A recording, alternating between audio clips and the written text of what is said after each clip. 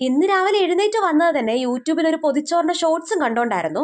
അപ്പൊ തന്നെ ഇന്ന് ഉച്ചയ്ക്ക് പൊതിച്ചോറ് കഴിച്ചാൽ കൊള്ളാന്നൊരാഗ്രഹം. നേരെ അപ്പുറത്തെ വീട്ടിൽ പോയി ഒരു വാഴയിലും വെട്ടി സിങ്കിലുള്ള പാത്രങ്ങളെല്ലാം കഴുകി ക്ലീൻ ആക്കി വെച്ചിട്ടുണ്ട്. നീറ്റ് ആൻഡ് ക്ലീൻ ആയി കിടക്കുന്ന അടുക്കളയിൽ ജോലി ചെയ്യുമ്പോൾ തന്നെ ജോലികളെല്ലാം പെട്ടെന്ന് തീരുന്ന പോലെ തോന്നും. കോവയ്ക്ക് മെഴുക്ക് വരട്ടാനായിട്ട് അടുപ്പത്തിട്ടിട്ട് മീൻ വെട്ടാനായിട്ട് നിന്നു.